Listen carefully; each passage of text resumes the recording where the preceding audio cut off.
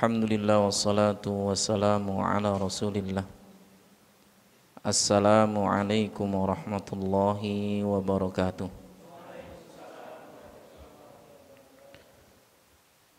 Alhamdulillahi rabbil alamin.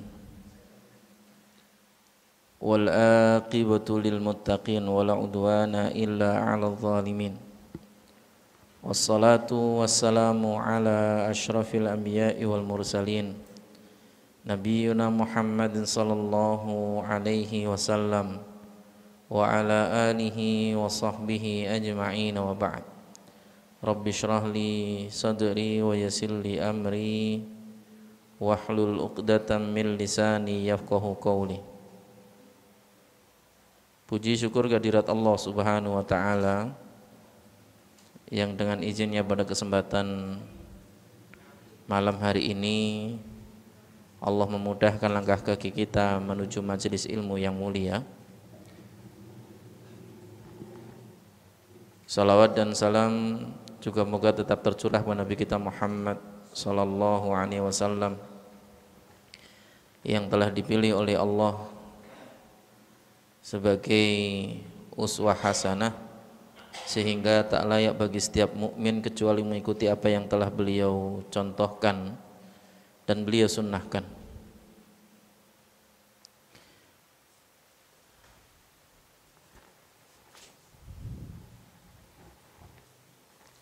Pada kesempatan malam hari ini kita akan membahas matan hadis yang ke-606.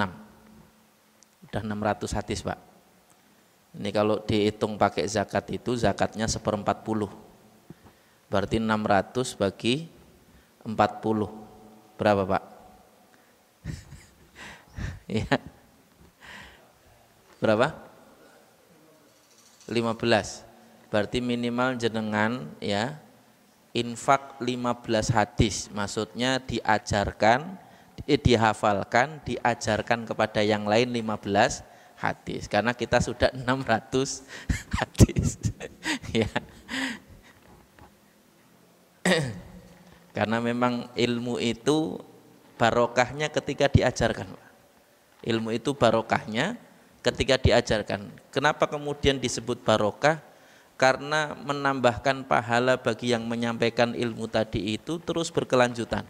Yang dengar 1 dengan yang dengar 2, dengan yang dengar 10, dengan yang dengar 100 berbeda. Ya. Dan ini bagian dari yang penting untuk kita jadikan sebagai motivasi bagi kita. An Abdurrahman bin Yazid, dari Abdurrahman bin Yazid.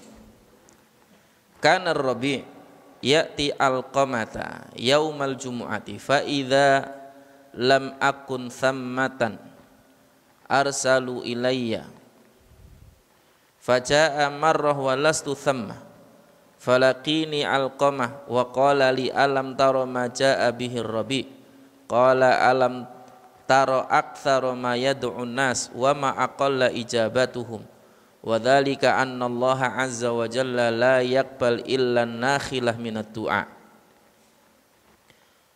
Qultu awalaysa qad qala dzalika Abdullah qala wa ma qala qala Abdullah la yasma'u Allahu min musmi'in wala mura'in wala la'ibin illa da'in da'a yathbut min qalbihi.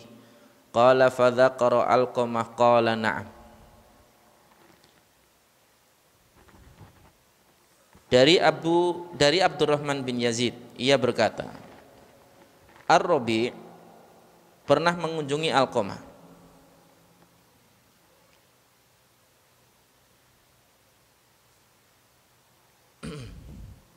Ar-Rabi' pernah mengunjungi Alqamah pada hari Jumat.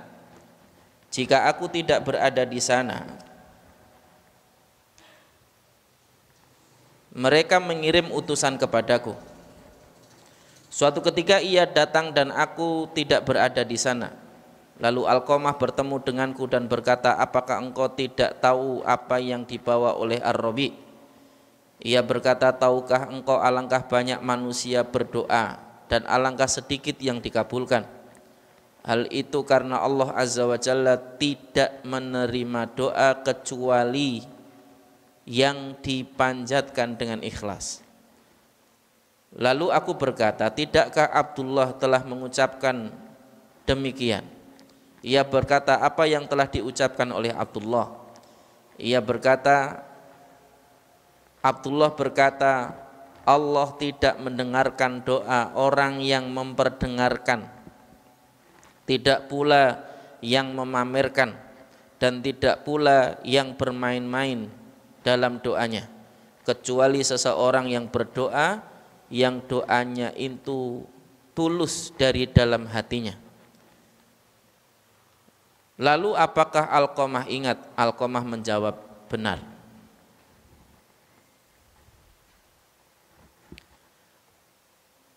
Ada beberapa faidah dari hadis ini.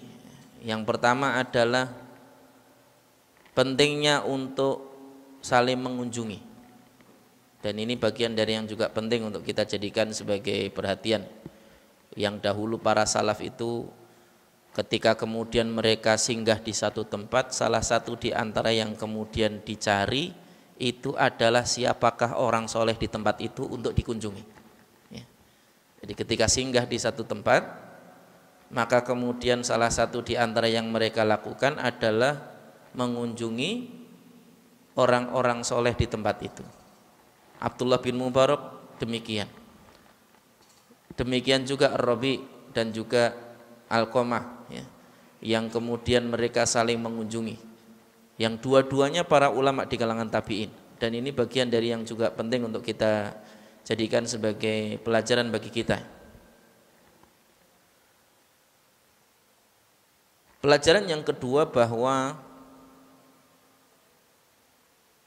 berdoa itu bagian dari yang menjadi salah satu di antara hal yang diperhatikan oleh para salaf. Berdoa itu adalah salah satu di antara hal yang diperhatikan oleh para salaf terdahulu. Maka kemudian mereka serius di dalam berdoa dan berhati-hati di dalam berdoa. Maksudnya berhati-hati itu mengusahakan doanya tadi itu agar kemudian diterima oleh Allah Subhanahu wa taala. Sebagaimana disebutkan di dalam sebuah hadis, la yaqbalullahu du'aan min qalbin lahin, bahwa Allah itu tidak akan menerima doa dari hati yang lalai. Dan ini menjadi bagian dari yang juga penting untuk kita jadikan sebagai perhatian, menunjukkan bahwa selayaknya kita sebagai seorang mukmin memperhatikan doa kita, karena doa itu sendiri di satu sisi adalah ibadah, di sisi lain adalah senjata bagi kita yang kita membutuhkannya ketika kemudian kita membutuhkan bantuan dari Allah Subhanahu wa taala. Sebagai bagian dari bentuk implementasi dari firman Allah yang kemudian seringkali kita ucapkan di dalam setiap rakaat salat kita, iyyaka na'budu wa iyyaka nasta'in. Dan ini menjadi bagian dari yang penting untuk kita jadikan sebagai pelajaran bagi kita. Ya. Disebutkan tadi oleh Alqamah bahwa betapa banyak orang yang berdoa tapi betapa sedikit yang diijabah. Ada beberapa hal yang juga untuk diperhatikan. Yang pertama adalah bahwa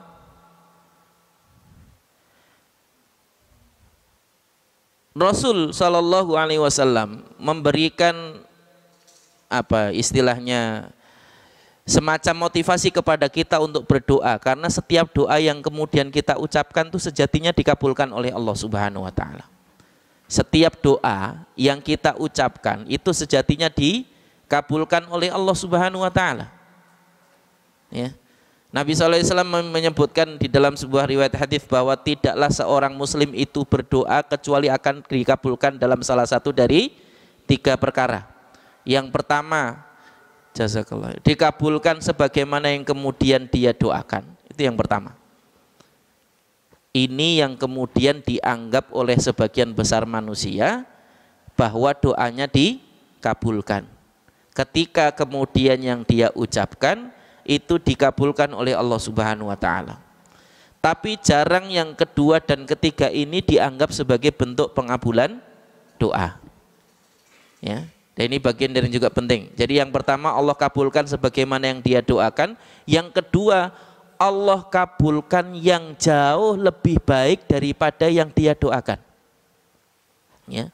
Secara redaksional mungkin tidak dikabulkan oleh Allah, maksudnya tidak diterima, tapi diganti oleh Allah dengan yang jauh lebih baik daripada apa yang dia doakan. Yang kadang-kadang manusia seringkali menyangka bahwa doanya itu tidak dikabulkan. Ini penting ini. Dan yang ketiga adalah Allah simpan doanya tadi itu sebagai bagian dari tambahan kebaikan baginya nanti ketika di akhirat. Jadi berdoanya seorang mukmin itu tidak ada yang tidak dikabulkan. Kalau maksudnya tidak dikabulkan itu adalah sama sekali tidak diterima oleh Allah, tidak ada. Ya. Tapi kalau maksudnya tidak dikabulkan itu adalah tidak dikabulkan sebagaimana yang ia ucapkan, itu banyak. Karena Allah lebih tahu mana yang lebih baik bagi kita. Dan ini bagian dari yang juga penting untuk kita jadikan sebagai pelajaran. Di sisi lain bahwa Alqamah ingin mengajarkan juga kepada kita tentang pentingnya memperhatikan adab-adab di dalam berdoa. Nanti para ulama menjelaskan di antara adab-adab di dalam berdoa itu banyak, Pak. Dari yang pertama adalah memulai dengan asma Allah al-husna, ya. Memulai dengan asmaul husna. Itu bagian dari yang menjadi adab di dalam berdoa. Sebagaimana perintah Allah Subhanahu wa taala, walillahil asmaul husna fad'uuhu biha. Milik Allah lah al asmaul husna itu, maka berdoalah kalian kepada Allah dengan asmaul husna itu. Ya. Yang di dalam sebuah hadis Nabi SAW menyebutkan inna lillahi tis'atan wa tis'ina isman mi'atun illa wahidah. Sesungguhnya Allah Subhanahu wa taala itu memiliki 99 nama. 100 kurang 1, ya, kata Nabi sallallahu alaihi wasallam. Man addaha dakhalal jannah. Barang siapa yang, kalau secara makna letterleknya adaha itu artinya menghitungnya.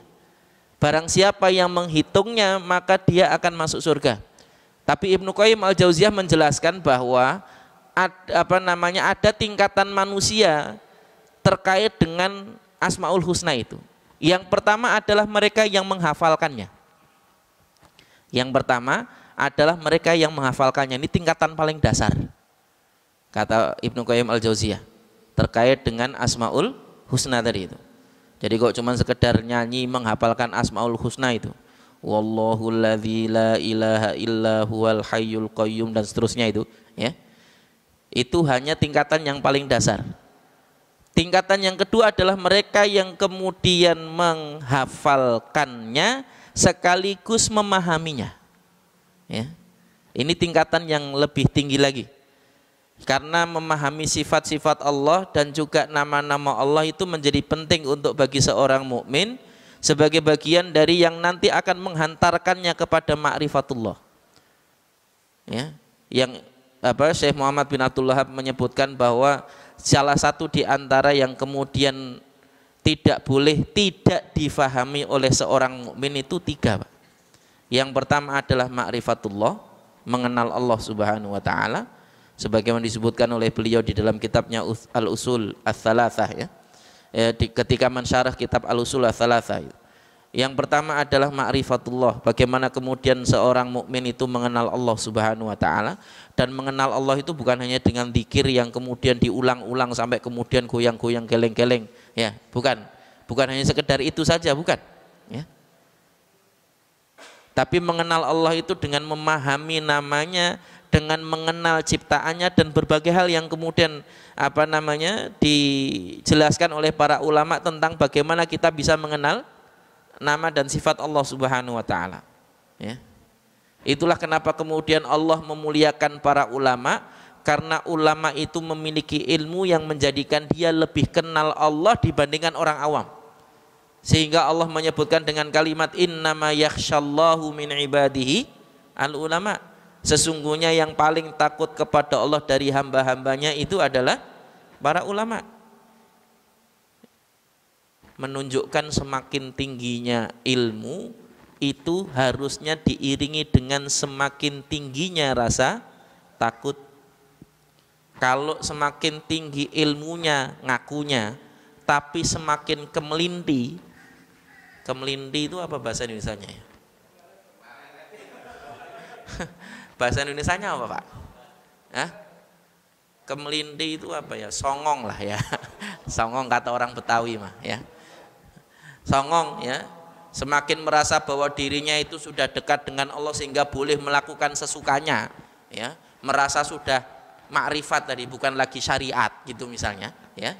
Itu berarti dia semakin bodoh sebenarnya, bukan semakin pinter. Karena tingginya ilmu itu harusnya menjadikan seseorang semakin takut ya. Bukan semakin tidak takut gitu. Dan ini bagian dari yang juga penting untuk kita jadikan sebagai pelajaran, sehingga kemudian kita harusnya memperhatikan hal itu ya. Ya sebagaimana yang kemudian kemarin sempat viral, bagaimana kemudian mengakunya bahwa dukun itu ada di dalam Quran ya. Perdukunan itu ada di dalam Al-Quran, tapi kok nyebutnya ayatnya raiso gitu. Ya kan? Kiran kemudian nyebut surat An-Nas bunyinya minal jinnati wan nas alladzi yuwaswisu minal jinnati wan nas, ya kan? Artinya ayat yang lain gitu kan. Nah, ini juga menunjukkan bahwa tidak dekatnya dia dengan Quran, menunjukkan tingkat ma'rifatnya itu semakin sedikit justru malah. Semakin dia bermaksiat kepada Allah itu, tingkat ma'rifatnya kepada Allah itu semakin sedikit. Karena semakin tinggi tingkat ma'rifatnya kepada Allah, harusnya semakin menjaga dia dari kemaksiatan. Dan ini bagian dari yang juga penting untuk dijadikan sebagai perhatian ya. Yang kedua adalah ma'rifatun Nabi. Itu yang tidak boleh seorang mukmin tidak tahu. Yang pertama mengenal Allah sehingga menjadikan dia taat dan melaksanakan syariat-syariatnya. Yang kedua adalah mengenal Nabi sehingga dia menjadikan dia lebih tunduk dan patuh pada contoh dan keteladanan yang telah dicontohkan oleh Nabi sallallahu alaihi wasallam, dan tidak mengada-adakan sesuatu yang tidak pernah dicontohkan oleh Nabi sallallahu alaihi wasallam. Ini bukan tentang boleh dan tidak boleh semata, bukan ya. Tapi tentang bagaimana kemudian kita menjaga keotentikan apa yang kita lakukan itu seotentik mungkin dengan yang dilakukan Nabi gitu. Yang Nabi mengatakan di dalam sebuah riwayat hadis, lan tadhillu ma tamassaktum bihima ya. Yang kalian tidak akan pernah sesat selama kemudian kalian berpegang kepada keduanya. Makna berpegang kepada keduanya itu maksudnya bagaimana kemudian kita di dalam mengukur segala apa yang kemudian kita lakukan itu berdasarkan Quran dan Sunnah. Bukan semata-mata ini tidak ada larangannya di dalam Quran, ini enggak ada larangannya di dalam Sunnah, bukan semata-mata itu gitu.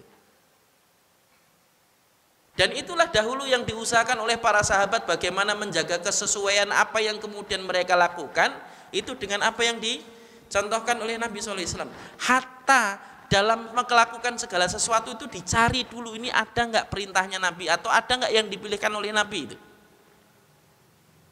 Bukan hanya sekedar melakukan yang penting tidak dilarang, bukan. Ini tentang tentang pesan moralnya di situ, bukan sekedar ini hukumnya boleh atau tidak boleh. Kalau cuma sekedar mencari pertentangan hukumnya boleh tidak boleh, itu nanti banyak ikhtilaf yang kemudian kita dapati gitu kan. Sebagaimana hari ini banyak kaum muslimin justru sibuk hanya ngurusi boleh dan tidak boleh tadi itu ya. Sibuk ngurusi boleh dan tidak boleh, maksudnya hanya sekedar untuk dijadikan sebagai bahan perdebatan semata ya. Siapa bilang ini nggak boleh, siapa bilang itu nggak boleh, nih dalilnya gitu. Cuman sekedar gitu-gitu aja gitu loh. Dan itu ternyata nggak menyelesaikan masalah yang begitu itu ya. Harusnya kita hari ini lebih fokus bagaimana kemudian kita ya membangun umat ini untuk kemudian memiliki kesadaran kembali kepada sunnah lebih tinggi dan lebih banyak. Meskipun backgroundnya apapun, kalau kemudian core-nya itu sama, itu akan lebih mudah bersatunya daripada hanya sekedar mempermasalahkan boleh dan tidak bolehnya saja ya. Apalagi nanti dari hemat ulama yang berbeda, ya otomatis nanti ada satu membolehkan, satu nggak membolehkan. Lah kalau sudah begitu kan malah bikin tambah runyamnya urusan yang ada di masyarakat. Ya.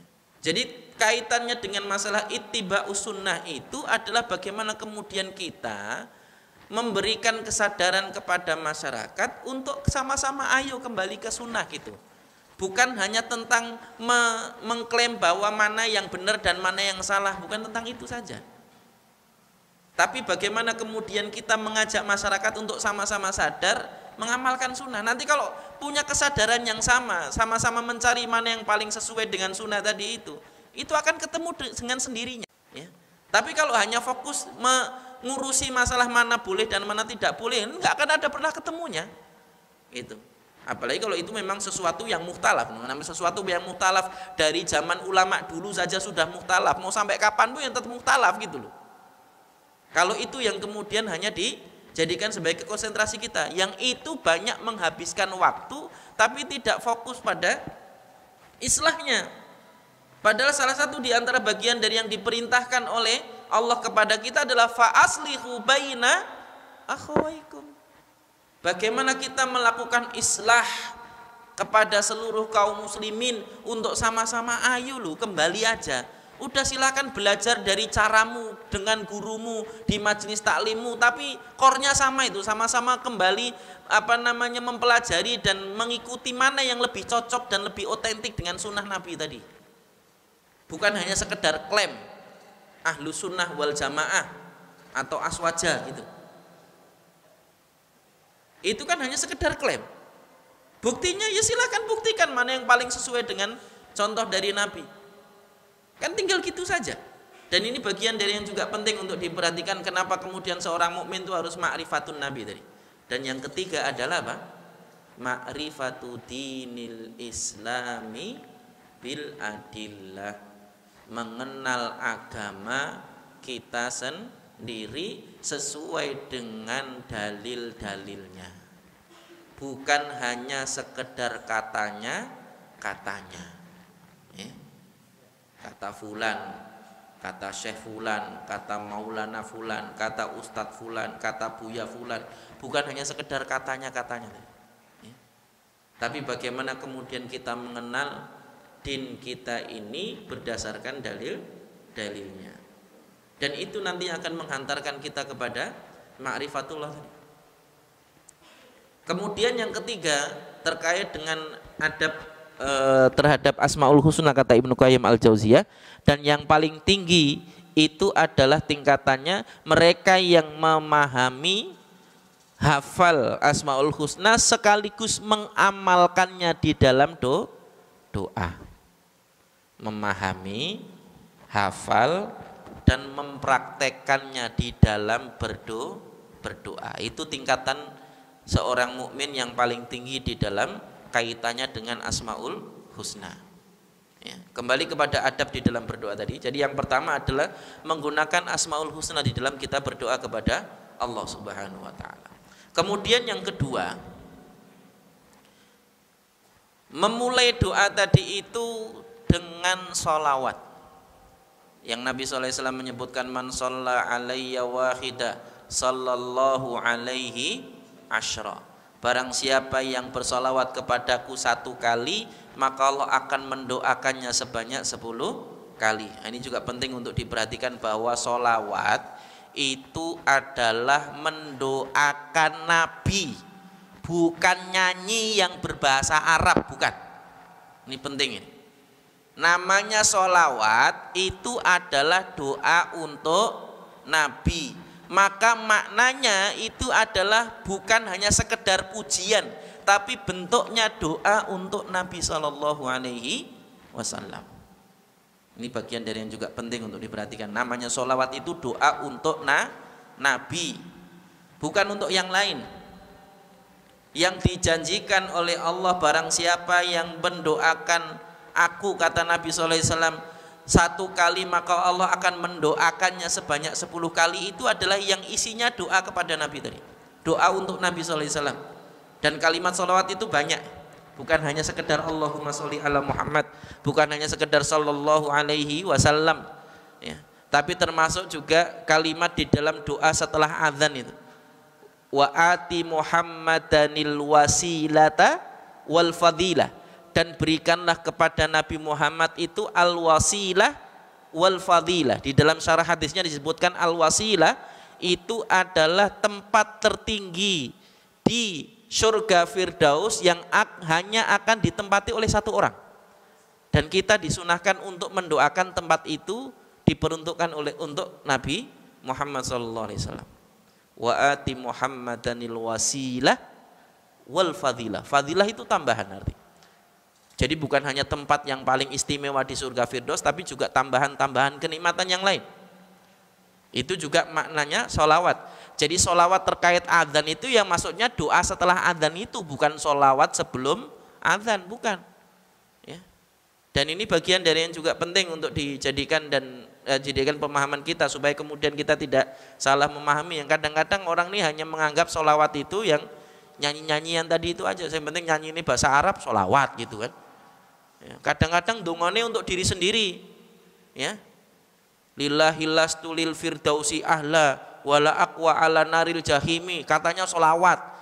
Itu artinya, ya Allah aku tidak kuat masuk nerakamu, tapi aku juga nggak pantas masuk surgamu gitu. Itu wong bingung. Itu ungkapan kebingungan itu justru malah. Berarti dia tidak mengenal Allah dan Rasulnya itu, kalimat itu sebenarnya. Ya.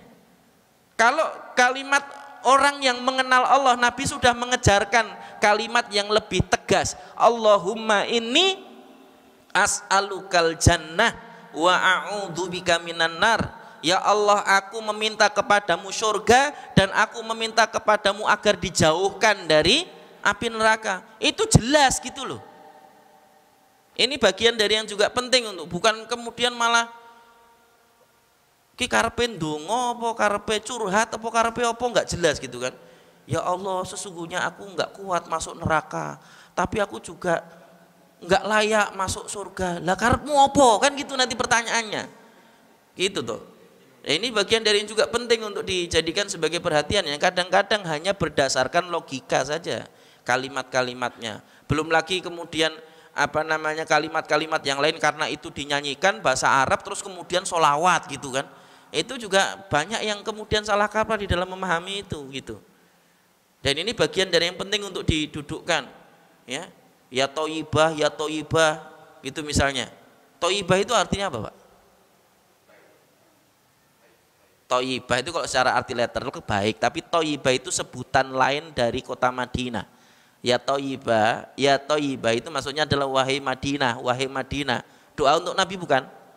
Bukan. Ya cuman sekedar syair aja itu, bukan doa untuk Nabi. Jadi ya thayyibah itu bukan sholawat. Itu loh penting untuk dipahami. Kadang-kadang kita ini cuman sekedar muni tapi orang mudeng. Ya. Sebagaimana orang muni usoli tapi orang mudeng makna usoli itu apa? Ya. Nah ini juga bagian dari yang juga penting untuk kita jadikan sebagai perhatian kita gitu. Ini bukan tentang menyalahkan yang membunyikan niat, bukan. Maksudnya menyalahkan mereka yang sering kali berucap tapi tidak paham maknanya. Itu seperti anak TK nyanyi balonku ada 5 mesti sing meletus balon hijau. Kenapa dia tidak kreatif gitu, balon merah atau balon putih atau balon biru gitu? Kenapa? Ya karena hanya sekedar waton apal tapi ora mudeng gitu. Hanya sekedar hafal tapi enggak tahu maknanya gitu.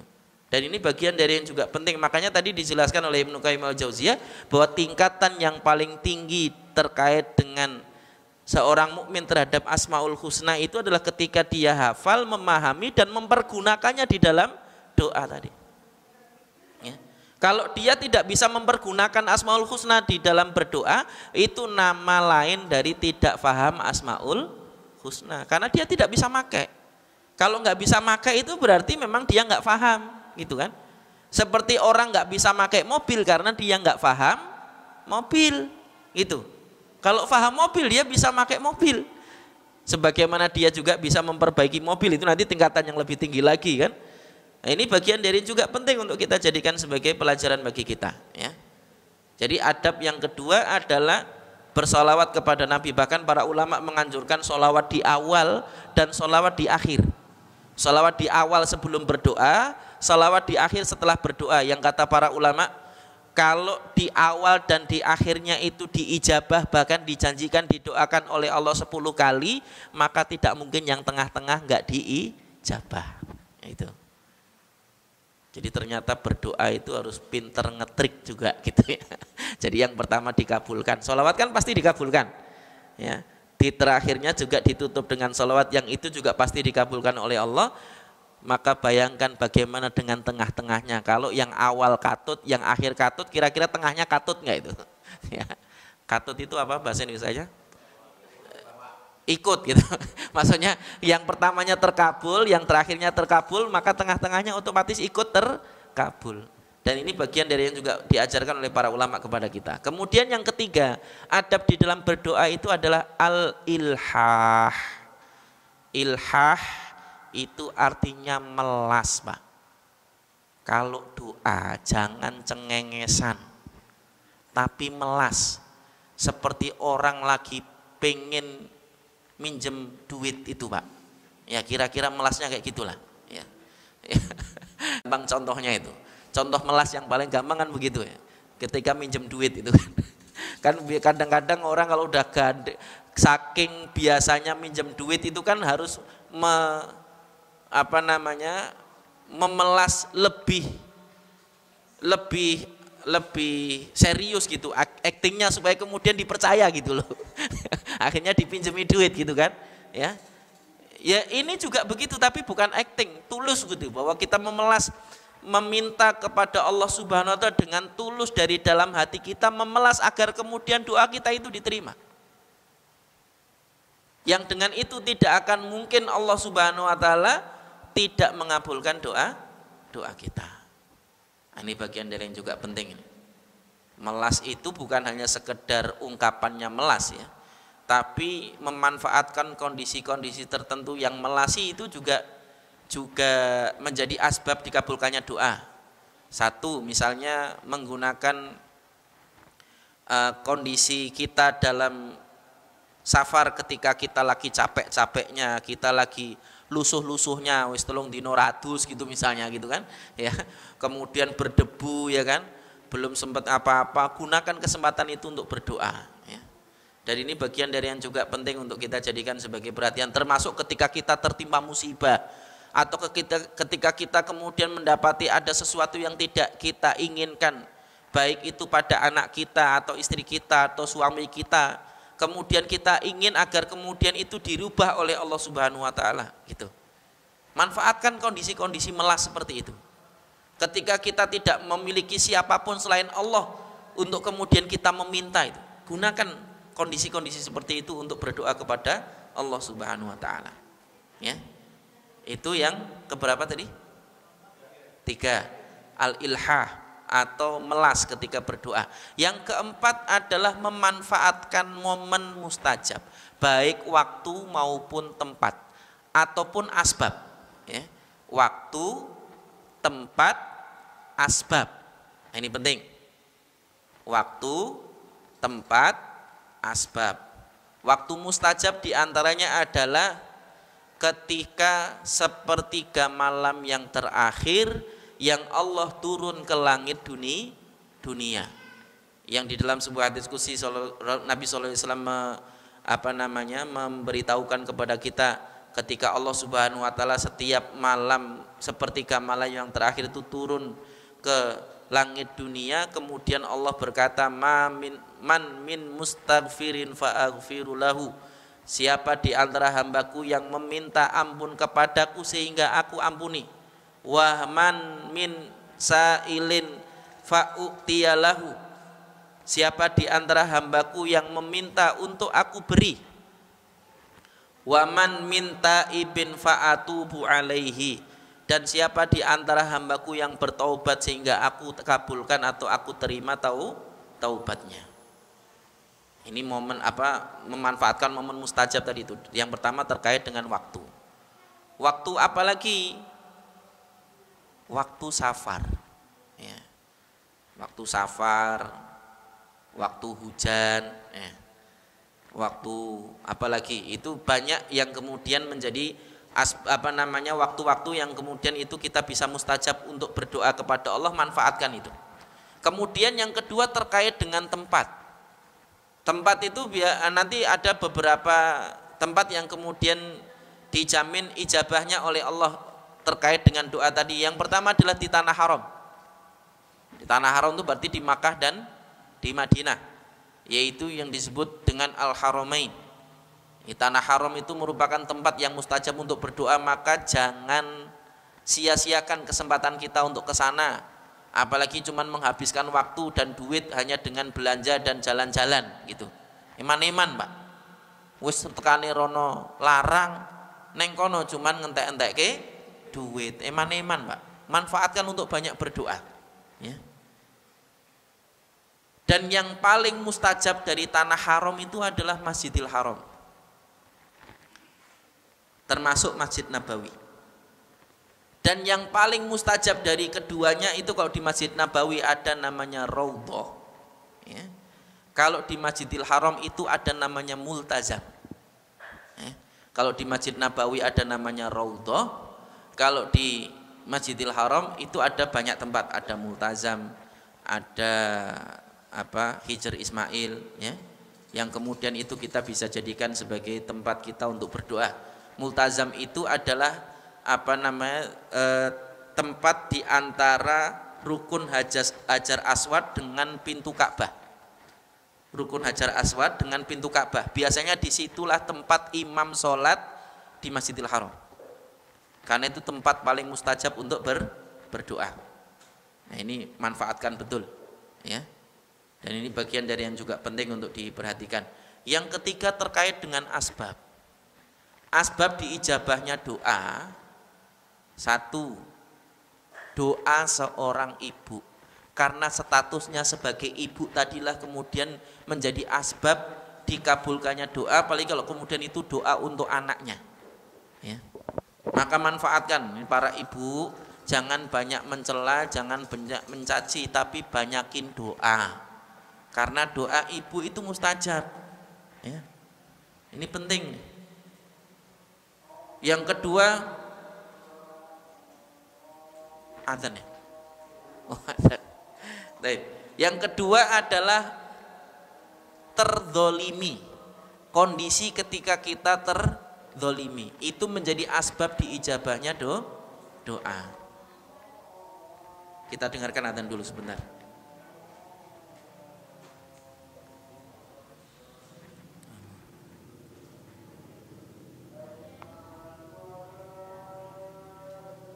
Kita lanjutkan ya. Jadi tadi terkait dengan memanfaatkan momen ijabah karena asbab, yaitu salah satunya adalah ketika kita terzolimi. Karena asbab dizolimi tadi itu menjadikan kemudian doa kita potensial untuk diijabah oleh Allah, maka manfaatkan momen itu, ya. Jadi yang keempat adalah memanfaatkan momen-momen ijabah tadi, baik itu waktu, tempat maupun asbab. Kemudian yang berikutnya sebagai bagian dari yang menjadi asbab kita diijabah doanya adalah mengangkat tangan. Mengangkat tangan. Yang Nabi SAW menyebutkan, tidaklah seorang hamba itu berdoa kepada Allah kemudian mengangkat kedua tangannya kecuali bahwa Allah itu malu tangannya itu turun tanpa memberikan apa yang kemudian dia minta. Au kama qala sallallahu alaihi wasallam. Dan ini bagian dari yang juga penting untuk kita jadikan sebagai pelajaran bagi kita. Mengangkat tangan itu sunnah. Yang diperselisihkan oleh para ulama itu mengusap wajah setelah berdoa, ya. Sebagian mengatakan itu sunnah, sebagian mengatakan bukan sunnah karena hadisnya dhaif, ya. Dan ini bagian dari yang juga penting untuk didudukkan. Kemudian yang berikutnya supaya kemudian doa kita itu diijabah oleh Allah adalah berdoa dengan hal-hal yang istimewa. Sebagaimana sabda Nabi sallallahu alaihi wasallam, "Idza sa'altumul jannata fas'alil firdaus fa innahu a'lal jannati wa awsatuha."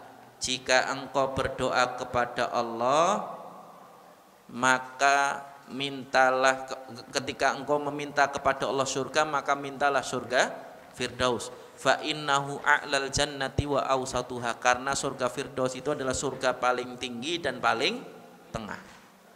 Paling tinggi dan paling tengah, Pak. Karena surga firdaus itu letaknya di atas langit yang ketujuh, tepat di bawah arsy Allah Subhanahu wa ta'ala, dan paling tengah.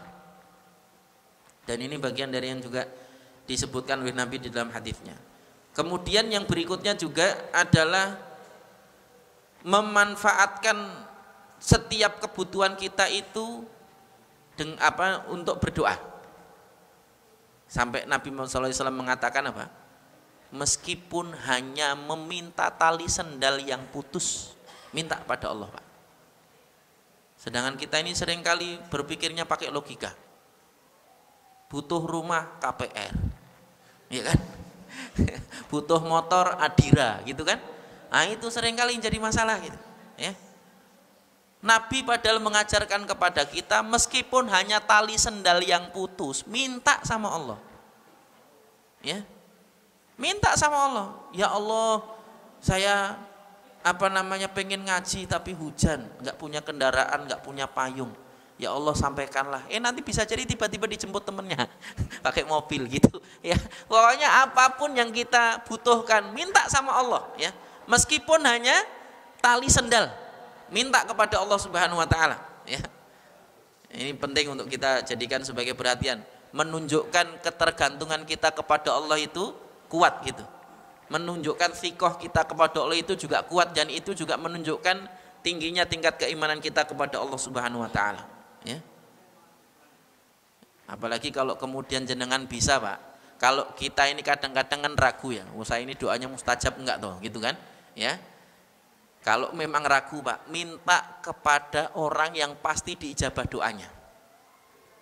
Yang pasti diijabah doanya itu yang enggak punya dosa, Pak. Salah satunya apa? Anak-anak. Makanya nggak salah wong tuwek njaluk doa maring anak itu nggak salah, Pak. Kalau perlu dibimbing anaknya itu, doakan Nabi yuk, doakan Nabi. Diajarin, ya. Diajari, kalau ditalkin biar didoakan, nanti dia bilang amin, mudah-mudahan diijabah oleh Allah Subhanahu wa ta'ala. Namanya anak-anak itu belum punya dosa, Pak. Doanya insya Allah diijabah oleh Allah Subhanahu wa ta'ala itu, ya. Ajarkan, ya, talkin, ya. Ini bagian dari yang juga penting untuk dijadikan sebagai usaha kita di dalam meminta kepada Allah Subhanahu wa ta'ala, ya. Ini bagian dari yang juga penting. Kemudian yang terakhir adalah apa? Berdoa dengan tulus dan tidak lalai. Kadang-kadang karena kelalaian kita, ya, wayah doa panganane metu misalnya gitu kan.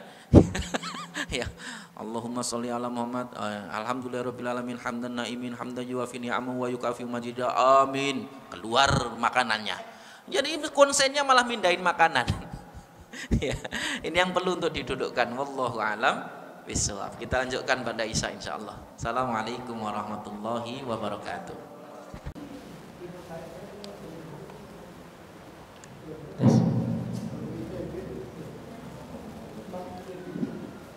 Bismillah.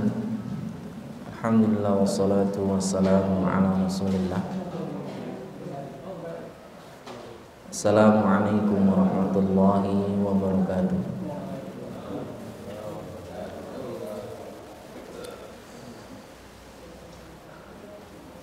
Alhamdulillah wassalatu wassalamu ala Rasulillah. Kita lanjutkan sedikit, ya, membahas potongan terakhir dari hadis ini. Tadi sebagaimana sudah disebutkan sebelumnya, di antara asbab dikabulkannya doa adalah kita berdoa dengan hati yang tulus, tidak lalai. Dan ini menjadi bagian dari yang sangat penting sebagai bagian dari unsur paling penting di dalam doa yang tidak boleh diabaikan oleh seorang mukmin. Makanya tadi di awal kita sampaikan bahwa dahulu para salaf itu serius di dalam berdoa, ya. Sedangkan banyak di antara kita hari ini menganggap doa itu apa ya, semacam aksesoris. Acara apapun ditutup dengan doa. Ini kalau udah ditutup dengan doa tadi itu wayahe metu beseknya tadi itu, wayahe metu apa namanya, berbagai macam makanannya tadi itu akhirnya kemudian melalaikan, ya. Dan ini bagian dari yang juga penting untuk diperhatikan. Kemudian kita lanjutkan terkait dengan potongan perkataan dari Abdullah, la yasma'ullahu min musmi'in wala mura'in wala la'ibin. Allah itu tidak akan mengabulkan doa dari musmi'. Musmi' itu satu asal kata yang sama dengan sum'ah, yaitu orang yang melakukan sesuatu agar apa yang dilakukan dari amal soleh itu didengar oleh orang lain. Sum'ah itu adalah pengen didengar, diketahui oleh orang lain. Wala mura'in, mura'in dari kata riya, ya, ro'aya roriyaan, yaitu amalannya pengen dilihat atau diketahui oleh orang lain, yang ketika kemudian orang lain itu mengetahui dirinya, menjadikan dia merasa lebih baik dan lebih tinggi daripada orang lain, itu riya. Wala la'ibin, la'ib itu artinya adalah bermain-main, tidak serius, ya. Menjadikan doanya itu hanya sekedar apa, bunga kata-katanya saja, ya, yang kemudian itu tidak dianggap adanya, tapi kalau nggak ada diadakan. Ini bagian dari yang juga menjadi penting untuk diperhatikan. Ini kayak orang dulu bikin film itu nanti kiainya itu keluarnya terakhir, apalagi film horor itu kan. Ya itu sama, doa itu nanti terakhir. Jadi habis acara macam-macam, sing dandutan, sing musikan apa, habis itu kita tutup dengan doa. Itu kan kayak orang main-main itu, ya.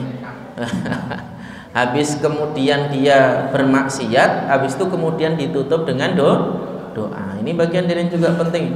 Tapi ya itu masih lebih baik daripada orang dongo babar blas itu, ya.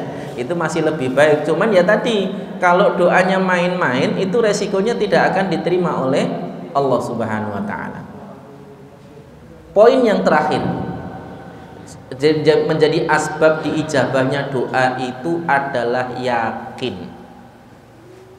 Kalau tadi tulus di dalam berdoa, dan yang terakhir ini poin paling penting adalah yakin bahwa doanya itu diijabah oleh Allah Subhanahu wa taala, sebagaimana kemudian hadis Nabi sallallahu alaihi wasallam, ud'ullaha ta'ala wa antum muqinuna bil ijabah. Berdoalah kalian kepada Allah dalam keadaan kalian yakin bahwa doa itu akan dikabulkan oleh Allah Subhanahu wa taala. Wa'lamu annallaha la yastajibu du'aan min qalbin ghafilin lahin. Dan ketahuilah bahwasanya Allah itu tidak akan mengabulkan doa dari hati yang lalai, ya. Dari hati yang lalai lagi bermain-main. Lahin itu dari kata lahwun, artinya adalah main-main sia-sia, ya. Jadi menganggap bahwa doanya itu sia-sia, akhirnya kemudian ya Allah tidak akan kabulkan itu. Ditambah lagi ada hadis yang menyebutkan bahwa Allah itu bersama dengan prasangka hambanya. Kalau kita tidak husnudzon bahwa doa kita akan diijabah oleh Allah, ya nggak akan diijabah. Dan ini bagian dari yang juga penting untuk kita jadikan sebagai pelajaran bagi kita tentang pentingnya kita memperhatikan doa-doa kita tadi. Apalagi Nabi juga mengingatkan bahwa ad-du'a usilahul mu'min. Doa itu senjatanya seorang mukmin. Jangan sia-siakan. Jadi orang mukmin yang tidak pernah berdoa itu ibarat orang yang berperang nggak bawa senjata, ya. Dan ini bagian dari yang juga penting untuk kita jadikan sebagai perhatian kita. Apalagi Nabi mengatakan ad-du'a'u huwal ibadah, bahwa sesungguhnya doa itu sendiri ibadah. Ya. Makanya berdoa itu menjadi bagian dari yang harusnya diperhatikan oleh seorang mukmin dan diseriusi gitu. Bukan hanya sekedar bunga-bunga ucapan tadi saja yang kemudian kalau enggak itu kayak enggak lengkap gitu aja, bukan sekedar itu saja. Tapi bagaimana menjadikan itu bahkan sebagai sesuatu yang utama. Sampai Nabi menganjurkan kita meskipun hanya sekedar meminta tali sendal, mintalah kepada Allah Subhanahu wa taala. Maka apapun minta kepada Allah. Ya. Dalam hal apapun, kondisi apapun, kapanpun, dimanapun, minta kepada Allah Subhanahu wa taala. Dan ini bagian dari yang juga penting. Ditambah lagi bahwa Nabi juga mengingatkan bahwa Allah itu suka ketika hambanya itu meminta kepadanya. Ya. Allah itu suka ketika hambanya itu meminta kepada dirinya. Bahkan di dalam hadis yang lain juga Nabi SAW mengatakan seandainya kemudian kita tidak ada yang berdosa sehingga tidak ada yang meminta ampun kepada Allah, tidak ada yang berdoa kepada Allah, ya, maka Allah akan datangkan suatu kaum yang mereka kemudian berbuat dosa, kemudian mereka meminta ampun kepada Allah Subhanahu wa ta'ala. Saking senangnya Allah itu terhadap orang yang berdoa. Dan ini bagian dari yang juga penting untuk kita jadikan sebagai perhatian. Jangan berpikir pakai logika lagi, ngamali sidik doane akeh, ya, itu seperti karyawan malas kerja tapi minta gajinya gede, katanya gitu. Itu logika, ya. Kalau makhluk, iya, makhluk itu semakin diminta semakin sebel. Ya kayak kita kalau anaknya minta terus itu ya semakin sebel, bukan semakin seneng. Tapi beda dengan Allah Subhanahu wa taala. Semakin diminta Allah itu justru semakin suka. Semakin banyak kita berdoa kepada Allah, Allah semakin cinta. Dan ini bagian dari yang juga penting untuk kita jadikan sebagai perhatian, karena kita ini meminta kepada Zat yang maha mengabulkan doa, ya, yang maha mengampuni segala kesalahan, ya, yang memberikan manfaat sekaligus memberikan madharat. Sehingga bagian dari yang kemudian wajib bagi kita untuk kita perhatikan adalah bagaimana kemudian kita meminta kepada Allah. Bahkan Allah yang perintahkan kita berdoa, ud'uni astajib lakum, berdoalah kepadaku, aku akan ijabah. Kalau kita sudah tahu ayat itu, maka kemudian kita harusnya mudah mengamalkan hadis tadi itu, ud'ullaha wa antum muqinuna bil ijabah, berdoalah kepada Allah dengan keadaan kamu itu yakin bahwa akan diijabah doanya tadi. Karena Allah yang perintahkan kita berdoa, dan Allah yang berjanji akan mengijabah doa kita, maka berdoalah hanya kepada Allah Subhanahu wa ta'ala. Ini poin yang kemudian menjadi judul bab kita pada kesempatan malam hari ini, yaitu doa yang tulus dan ikhlas dari hati, dalam keadaan yakin bahwa doa itu diijabah oleh Allah Subhanahu wa ta'ala. Wallahu a'lam bishawab. Sampai di sini mungkin ada yang ingin ditanyakan, dipersilakan.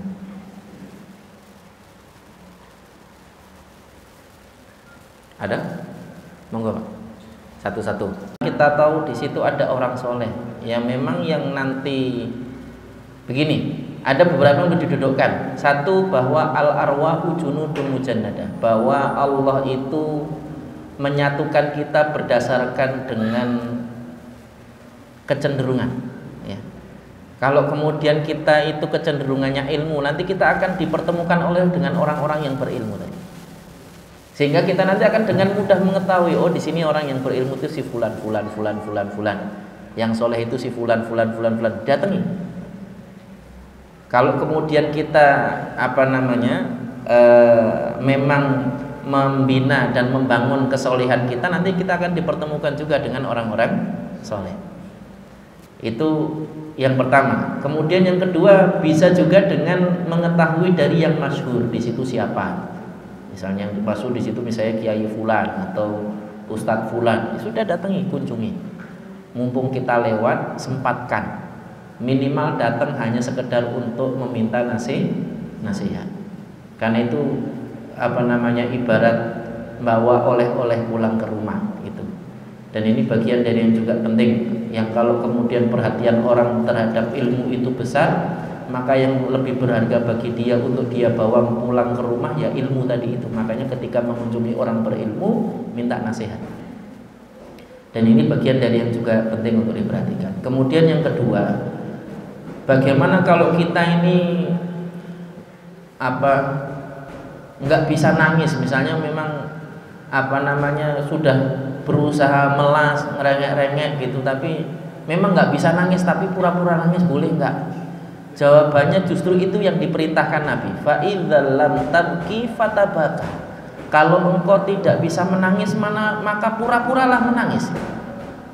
Yang dengan berpura-pura menangis itu mudah-mudahan nanti kita akan terlatih untuk bisa menangis dan melas tadi itu saat kita berdoa kepada Allah Subhanahu wa taala. Itu yang perlu kita usahakan. Ya, itu kan kalau nggak dilatih, apalagi wong lanang memang dari kecil jarang nangis gitu kan. Ya. Itu untuk nangis itu memang kalau nggak dilatih susah. Hujan ya. Tutupin jendela mobil yang sebelah kiri tadi. Ya. Jadi kalau memang kemudian tidak bisa menangis, usahakanlah tadi atau berpura-pura menangis minimal itu sebagai bagian dari bentuk keseriusan kita di dalam melas kepada Allah Subhanahu wa taala tadi ketika kita berdoa. Kemudian yang kedua, bagaimana kalau kemudian kita doanya itu sambil jalan, boleh atau tidak? Ya, jawabannya boleh. Kita doa sambil berjalan boleh, doa sambil duduk boleh, doa sambil berdiri boleh, doa sambil tidur juga boleh. Yang penting diperhatikan adalah tadi adab-adabnya. Kalau memang doanya butuh lebih serius ya jangan sambil tidur, kecuali doa mau tidur. Ya. Kalau memang doanya butuh lebih serius ya tadi misalnya memanfaatkan momen ketika setelah sholat, doanya biar lebih serius, ngadap kiblat. Kemudian di saat kita sendirian tidak ada orang, ya kan, kemudian kita hanya berdua dengan Allah Subhanahu wa taala, kemudian kita meminta, itu gunakan kesempatan itu. Kecuali kalau memang yang doanya itu memang diajarkan Nabi ketika samben, kayak misalnya doa ketika naik kendaraan, memang sedang naik kendaraan. Doa mau tidur memang posisinya mau tidur atau sambil berbaring nunggu merem gitu kan. Yang kadang-kadang kita ini kan sering kali ngeluh susah tidur tuh mungkin doanya kurang panjang. Ya. Kalau sunnah Nabi itu dilakukan, jangankan tidur belum selesai juga udah merem. Ya, kita ini kan kadang-kadang lucunya gitu ya. Kalau lihat WA itu nggak ngantuk-ngantuk Pak. Tapi kalau lihat Quran baru sak kepit sudah sepet itu meripat ya. Ini bagian dari juga penting untuk diperhatikan ini. Ya.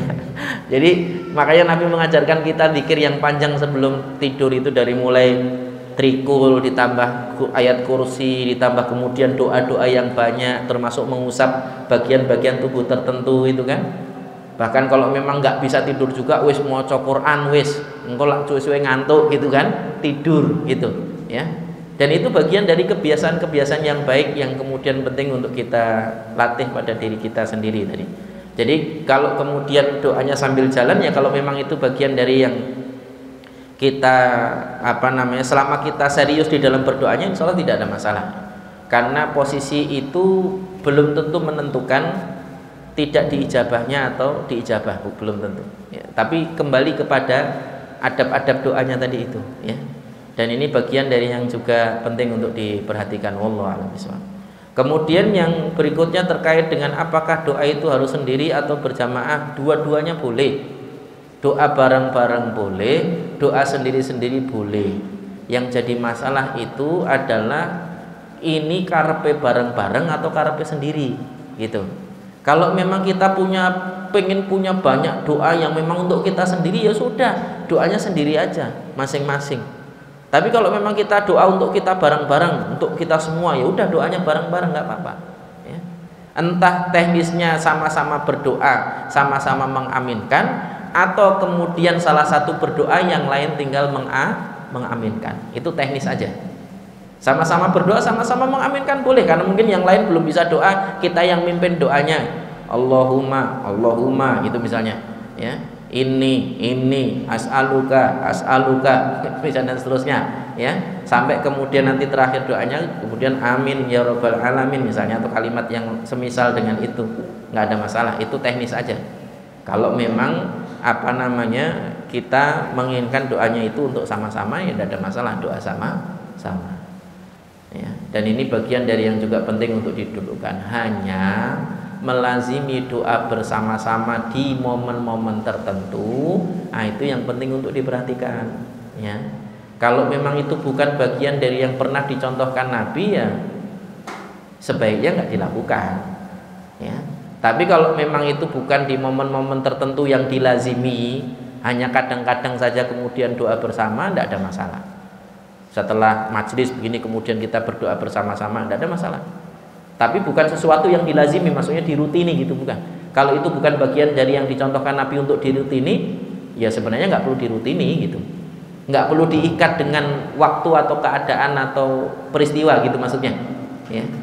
Tapi kalau kemudian itu sesuatu yang diikat dengan waktu dan peristiwa atau keadaan, ya itu harus ada dalilnya gitu. Kalau nggak ada dalilnya, ya kita tidak perlu melazimi itu. Wallahu a'lam bishawab. Ada lagi?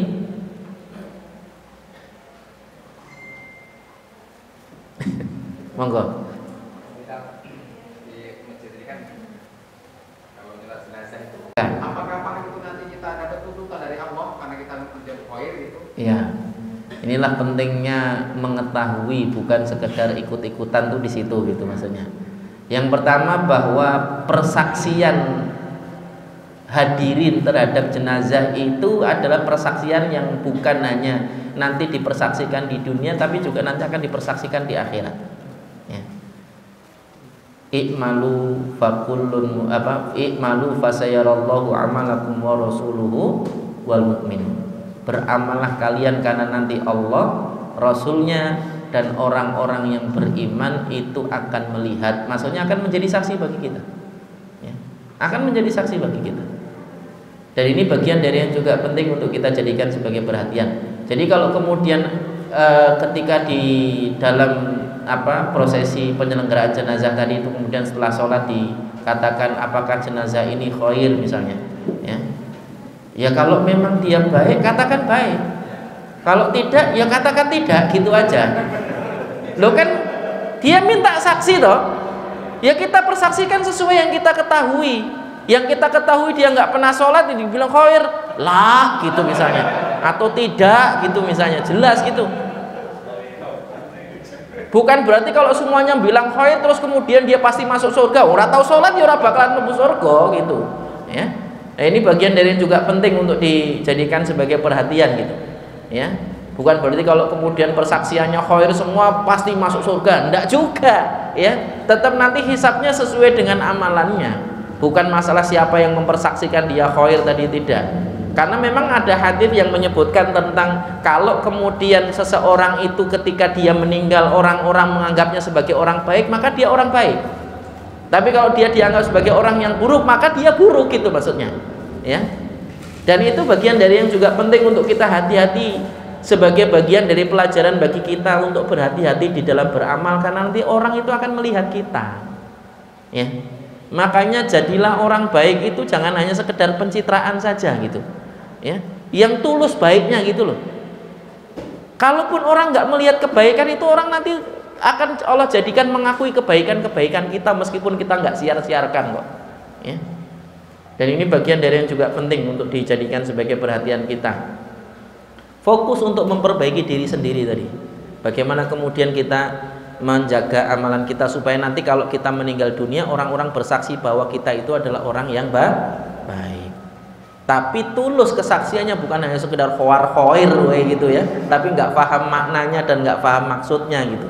Ini juga bagian dari yang penting untuk dijadikan sebagai perhatian. Kemudian yang ketiga, Selama kemudian kita saksikan bahwa jenazah itu adalah seorang mukmin, ya sudah, kita perlakukan sebagaimana seorang mukmin.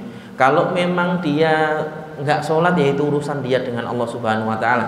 Tinggal nanti masalah persaksiannya, tinggal kalau misalnya apakah dia khair, kemudian kita diam aja atau kita mau ngomong tidak, itu terserah kita, ya. Karena memang ya tadi ukurannya kan sesuai dengan yang kita ketahui.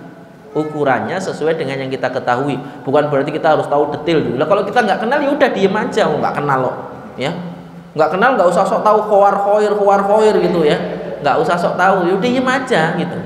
Kalau memang keluarga dekatnya menganggap dia orang baik, ya sudah, biarkan dia bersaksi bahwa dia baik. Berarti orang-orang juga tahu, oh ternyata yang mengenal dia bersaksi bahwa dia baik, berarti kita anggap dia sebagai orang baik, ya. Bukan hanya sekedar formalitas bunyi khair gitu loh maksudnya, ya. Ini penting untuk didudukkan. Wallahu a'lam bishawab, ya. Tapi yang jelas bahwa ketika kita datang, ada seorang mukmin meninggal dunia, kemudian kita datang untuk mendoakannya, itu sudah bagian dari menggugurkan kewajiban kita sesama orang yang beriman. Kalaupun dia orang soleh, mudah-mudahan datangnya kita itu menjadi tambahan pahala bagi dia dan pengampunan dosa atas dia yang kemudian pernah dia lakukan. Kalau ternyata dia orang yang toleh, mudah-mudahan Allah menggugurkan seluruh dosa-dosanya selama dia orang yang beriman. Selama dia orang yang beriman, mudah-mudahan Allah menggugurkan dosa-dosanya. Karena disebutkan oleh Ibnu Qayyim al-Jauziyah, salah satu di antara tamhis Allah bagi orang yang sudah meninggal, seorang mukmin yang sudah meninggal itu salah satunya adalah doa orang yang mendoakannya saat menyolatkan. Semakin banyak pula dosa-dosa dia yang diampuni. Itu salah satunya. Makanya bagaimana beramal soleh bersama-sama itu bisa menjadi asbab kita nanti banyak yang mendoakan. Kalau antum hampir di setiap majelis ilmu kelihatan dan dikenal orang, insya Allah nanti yang mendoakan antum saat antum meninggal dunia banyak, karena banyak yang kenal antum, gitu maksudnya. Gitu. Makanya jangan pernah absen. Makanya jangan pernah absen. Dimanapun datang gitu misalnya. Oh kayak siapa yang meninggal? Pak Tarman misalnya. Ya, bukan. Ya, ini misal. Ya, misal. Ya. Ya, lengkapnya siapa? Tarmanji, bukan Sutarman. ya, Pak Tarman situ. Oh iya, akhirnya kemudian orang berbondong-bondong karena merasa kenal dengan Pak Tarman tadi. Kan itu menjadi asbab, asbab. Tapi yang jelas selama kemudian kita membangun kesolehan kita hanya karena Allah Subhanahu wa Ta'ala, Allah akan menjadikan asbab diampuni doa-doa kita tadi dari berbagai hal, termasuk dari datangnya orang-orang yang mendoakan kita saat kita meninggal dunia tadi itu. Itu bagian dari yang kemudian menjadi takdir dan juga kehendak Allah Subhanahu wa Ta'ala yang kita nggak tahu, ya. Saya juga sendiri nggak tahu apakah nanti yang mendoakan saya ketika saya meninggal itu banyak atau tidak, kita juga nggak tahu, ya. Karena masing-masing kita kan berharapnya begitu, ya. Saya itu masih merasa iri dengan saudara kita Ustadz Fauzan rahimahullah, masya Allah, yang mendoakan segitu banyaknya, masya Allah. Padahal saya saat itu qadarullahnya berhalangan untuk hadir, tapi saya lihat videonya itu, masya Allah, iri saya, yakin, ya, menunjukkan bahwa beliau itu orang yang luar biasa, ya. Dan ini bagian dari yang menjadikan kita harusnya juga demikian. Ustadz Fauzan itu kan hampir di mana-mana ada, ya kan, tinggal neng pesawaran tapi neng Bandar Lampung yo enek, neng metro yo enek, gitu loh maksudnya, di mana-mana ada gitu. Makanya ketika mendengar beliau meninggal, dari mana-mana juga yang datang gitu kan. Nah, ini bagian dari yang juga penting untuk kita jadikan sebagai perhatian kita. Makanya menghadiri majelis ilmu, kemudian dikenal orang sebagai orang yang rajin hadir di majelis-majelis ilmu dan di sholat-sholat jamaah, itu mudah-mudahan menjadi asbab kita banyak yang mendoakan nanti ketika kita meninggal dunia, ya. Jangan sia-siakan kesempatan itu.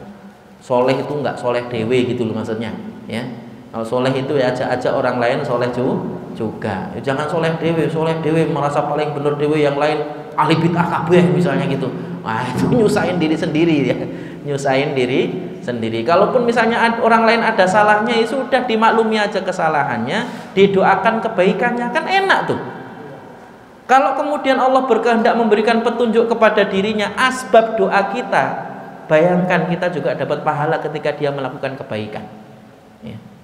Apalagi doaul ghaib, doanya orang terhadap saudaranya sesama muslim tanpa diketahui oleh orang yang didoakan tadi itu, ya, itu menjadikan kita didoakan juga oleh malaikat. Makanya jangan sia-siakan. Doa itu istimewa, pokoknya doa itu istimewa, ya. Bagi kita istimewa, bagi orang lain istimewa, dan bagi siapapun itu istimewa. Termasuk kita ini datang ke majelis ilmu seperti ini, itu yang doakan kita bukan hanya malaikat, tapi juga semut-semut yang ada di liangnya, juga ikan-ikan yang ada di air, itu semuanya mendoakan kita, ya. Makanya jangan pernah absen, ya. Dimanapun ada majelis ilmu, bismillah, ya, datangi. Ya, saya aja Pak, kalau misalnya diberikan kesempatan untuk bisa nuntut ilmu, mau tak datangi lagi, ya. Ya, bukan hanya datangnya karena jadwal ngisi aja, bukan gitu, ya. Ini bagian dari yang juga penting untuk diperhatikan. Wallahu a'lam bishawab. Ada lagi? Ya, monggo. Monggo. Apa yang perlu didudukkan? Kalau ukuran mengandalkan itu tinggal untuk menilai apa. Kalau untuk menilai urusan muamalah harus malah mengandalkan akal. Ya masuk antum jualan pakainya percaya aja, ya 10.000 dikai duit 1.000 ya tetap percaya ini 10.000 gitu kan, ya enggak kan, pakai logika. Wong jelas-jelas tulisannya gur nule telu kok, bukan nule papat gitu kan, ya. Ini bagian dari yang juga penting untuk diperhatikan. Itu boleh, tidak ada masalah. Tapi kalau untuk urusan din, bukan akal yang diandalkan, ya. Tapi tadi sebagaimana kemudian disampaikan oleh Syekh Utsaimin ketika menjelaskan apa yang disebutkan oleh Syekh Muhammad bin Abdul Wahab terkait dengan salah satu usul itu adalah ma'rifatu dinil Islam bil adillah. Jadi kalau untuk terkait dengan urusan agama itu, akal itu harus tunduk pada ilmu. Dan ilmu itu pemiliknya siapa? Satu, Allah Subhanahu wa taala, dua, nabinya. Yang ketiga siapa? Para ulama. Innal ulama waratsatul anbiya, yang Nabi sallallahu alaihi wasallam mengatakan innal anbiya la yurithu dinaron wala dirhama. Sesungguhnya para nabi itu tidak meninggalkan dinar dirham, walakinna yurithul ilm, akan tapi mewariskan ilmu. Wal ulama waratsatul anbiya, dan orang yang mewarisi ilmu itu adalah para ulama, gitu. Mereka lah pewaris para nabi. Maka nggak layak kita kalau bukan ulama mengandalkan logika kita dan tidak mau tunduk pada perkataan ulama, apalagi nggak mau tunduk pada perkataan Allah. Itu songong namanya, ya. Sebagaimana Fir'aun. Lah kalau kemudian sekedar mengandalkan logika, itu harusnya Fir'aun lebih benar daripada Musa, ya toh? Kalau mengandalkan logika, loh sekarang kalau logika-logikaan sebagaimana saat itu orang-orang Mesir percaya, kenapa orang-orang Mesir percaya Fir'aun itu Tuhan? Ya memang yang mampu melakukan itu cuma Fir'aun, Musa nggak bisa, ya. Kalau kita berada pada masa itu, kita nggak tahu itu mau beriman kepada Musa atau mau percaya pada Fir'aun. Wong kemarin aja pilih 01 apa 02 aja bingung kok, ya kan? Ternyata dua-duanya nggak ada yang layak dipilih, kan gitu. Salah milih, kan gitu aja, ya. Ternyata 01 02 itu cuman sekedar permainan aja, nanti giliran kemudian salah satu terpilih ya 02 tetap ikut 01 gitu. Kalau yang terpilih 02 berarti 01 tetap ikut 02, ya. Ya karena trayeknya itu, Pak, jalur angkot kan begitu ya. Kalau mau sampai ke tujuannya 02 ya mau nggak mau ikut 02, kan gitu toh. Kalau mau ikut trayeknya 01, kalau supaya nyampe ke tujuannya trayeknya 01 ya mau nggak mau ikut naik angkot 01. Angkot, ini angkot ya, jadi nggak perlu diedit nanti ya. Ini angkot gitu ya. Itu saja kita bingung. Loh, itu kan katanya mengandalkan logika. Loh, kalau mengandalkan logika itu benar, harusnya nggak bingung itu loh, ya. Menunjukkan bahwa kita itu sejatinya manusia itu punya keterbatasan ilmu. Yang kalau kemudian ilmu kita terbatas, itu udah ngaku aja. Mau kita sepinter-pinternya kita mengandalkan logika, ya tetap ada aja nggak benernya gitu loh. Justru kenapa kemudian Islam mengajarkan kita tunduk pada syariat seutuhnya, udkhulu fisilmi kafah, itu karena pengetahuan kita dan logika kita itu terbatas, ya. Wong nyatanya dari sekian banyak ilmu aja banyak yang kita nggak tahu kok. Itu kan membuktikan bahwa ilmu kita itu terbatas. Mbok sepintar-pintarnya profesor loh, pasti ada yang dia nggak tahu, itu pasti. Dan ini bagian dari yang juga penting. Mbok dia punya gelar profesor dari berapa banyak disiplin ilmu sekalipun, pasti ada yang dia nggak tahu gitu. Itu menunjukkan keterbatasan manusia. Bagaimana kemudian manusia itu bisa mengandalkan hanya logikanya saja? Ya nggak bisa. Jadi kalau menggunakan logika dalam hal urusan muamalah ya sah-sah saja. Tapi kalau untuk mengukur agama nggak bisa. Agama itu diturunkan dengan wahyu, bukan dengan logika. Kalau seandainya agama itu harusnya dengan logika, maka logikanya orang-orang kafir Quraisy saat itu harusnya lebih benar daripada wahyunya Nabi. Tapi kan nyatanya yang dibenarkan adalah wahyunya Nabi, bukan logikanya orang-orang kafir Quraisy saat itu gitu. Loh, mereka pemilik harta, mereka pemilik kekuasaan, sekaligus mereka pemilik anak buah saat itu. Ngomong A semuanya ikut. Coba bayangin. Bahkan ketika terjadi perintah untuk hijrah itu orang kafir Quraisy sudah menggunakan logika mereka dengan makar mereka, menunjuk 10 pemuda terbaik dari masing-masing kabilah untuk nanti nusuk Nabi bareng-bareng pakai pedang mereka.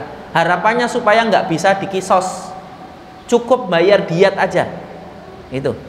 Tapi Nabi mati. Itu rencana mereka, tapi Allah punya rencana yang jauh lebih baik. Itu coba kalau di logika nggak masuk akal, Pak. Genah-genah, melek, menteleng, Nabi lewat nggak kelihatan. Apa masuk logika itu? Ya, nggak masuk logika. Tapi terjadi toh, menunjukkan bahwa logika kita itu belum tentu layak untuk dijadikan sebagai andalan gitu loh. Apalagi dalam mengukur urusan agama, nggak bisa.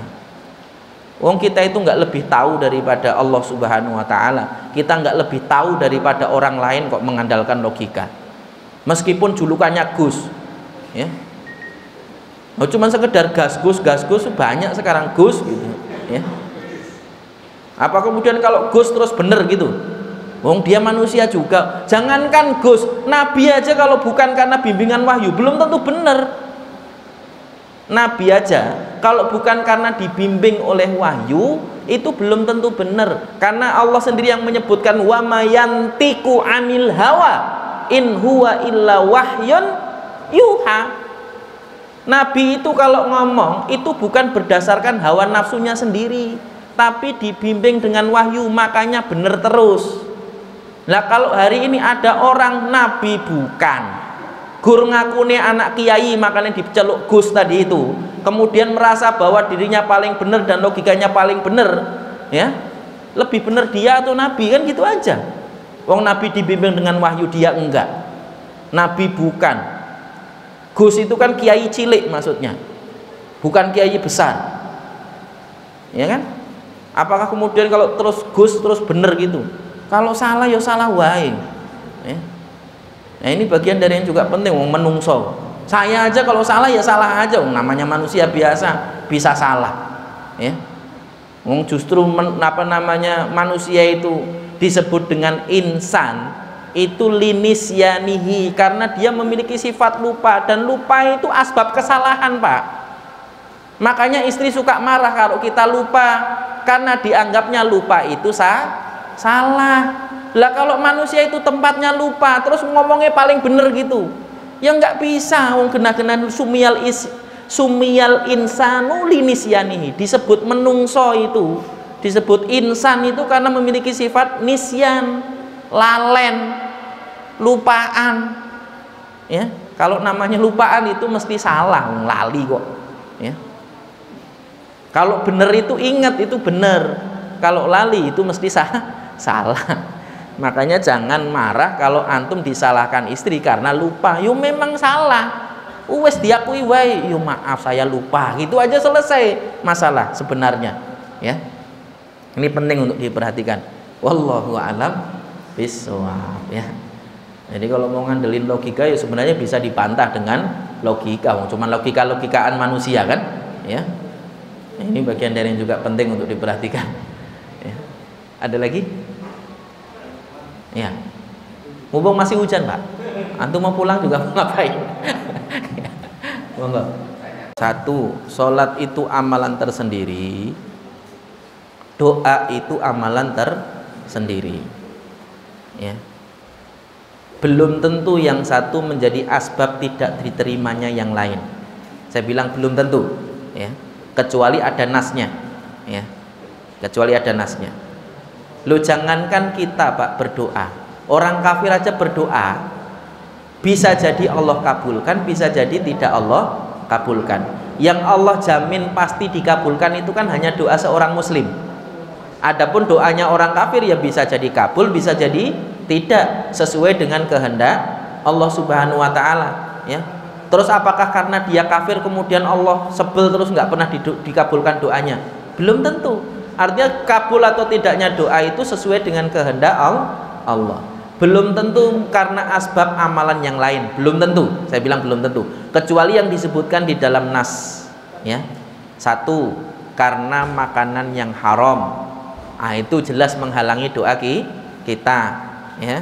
Pakaian yang haram, minuman yang haram, itu yang kemudian bisa menghalangi doa kita. Tapi kalau amalan yang lain, selama itu tidak ada dalilnya menghalangi doa, maka tidak ada atau tidak menghalangi doa.